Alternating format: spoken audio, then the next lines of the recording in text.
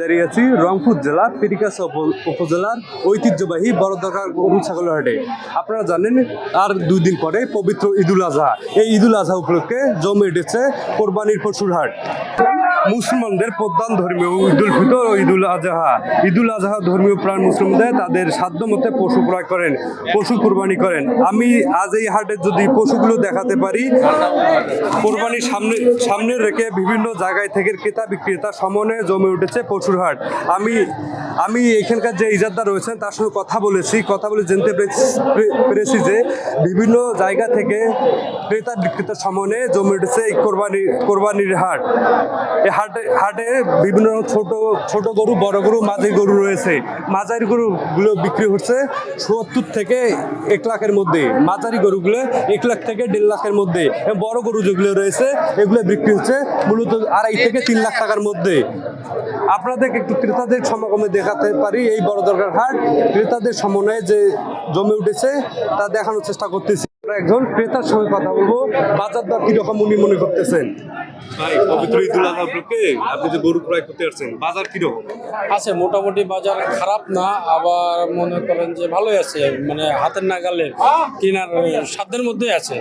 যে আমরা এই গরুটা নিছি, এটা 1,15,000 টাকার মধ্যেই 4 মণ প্লাস মাংস হবে, আছে মোটামুটি ভালোই, মানে সাধ্যের মধ্যে আছে বাজার। আমি একজন ক্রেতার সঙ্গে কথা বলে জানতে পারলাম তিনি তার সাধ্য মতো পশু ক্রয় করতে পেরে অনেক খুশি হয়েছেন। একজন সফল ব্যবসায়ীর সঙ্গে কথা বলবো, তিনি কোথায় থেকে এসেছেন এবং কয়টা গরু নিয়ে এসেছেন এবং এই পর্যন্ত কতটা গরু বিক্রি করতে পেরেছেন। ভাই, আপনি কোথায় থেকে এসেছেন? আমার বাসা বড়দরগায়, স্কুলের পিছনে। আপনি কয়টা গরু নিয়েছেন? 8টা। এই পর্যন্ত কয়টা বিক্রি? 6টা। যা বিক্রি করছেন তাতে কি একটা সীমিত লাভ। এটা তো লস হয়েছে, আরো একটা লস হয়েছে, 4টাতে লাভ হয়েছে। এখন কিন্তু কয়টা গরু আছে আপনার? 2টা আছে, এই বড় 2টা আছে। বড় দুটো কি রকম দাম বলতেছে? 400 বলে, 420 বলে, 4 লাখ বলে, 4,20,000 বলে। আপনি চাচ্ছেন কত? আমি 500 হইলে বিক্রি করবো, চাওয়া দাম 650। দুইটা। তিনি এই যে বড় গরুর চাহিদা বর্তমান নাই বললেই চলে। উনি টোটাল দাম চাচ্ছে 5-6 লাখ এবং এই পর্যন্ত দাম মূল্য নির্ধারণ রয়েছে 4 থেকে 4.5 লাখের মধ্যে। উনি 5 লাখ টাকা হলে বিক্রি করবে, এরকমই আশা করতেছেন। আমরা আর যে ক্রেতা বিক্রেতার সঙ্গে কথা বলেছি, ক্রেতারা বলছেন যেগুলো মাঝারি গরু রয়েছেন সেগুলোর তুলনামূলক চাহিদা অনেক বেশি। মাঝারি গরুগুলো বর্তমানে 70 থেকে 1.5 লাখের মধ্যে ক্রয় করতেছেন। বড়গুলো ক্রেতা শূন্য খামারিরা মনে করতেছেন। কথা বলতে যাই, এখানকার যে সংশ্লিষ্ট ইজারদার রয়েছে তার সঙ্গে আমি কথা বলে জানতে পেরেছি যে এখানে যারা ক্রেতা আছেন তাদের কাছে নিচ্ছে 800 টাকা এবং বিক্রেতার কাছে নিচ্ছে 200 টাকা। আপনাদেরকে একটু জানিয়ে সরকারি রেট হিসাবে এই বড়দরগা বাজারে হাসিল সম্পর্কে কোনো রকম পদক্ষেপ নেই। আমরা এই বড়দরগা বাজারে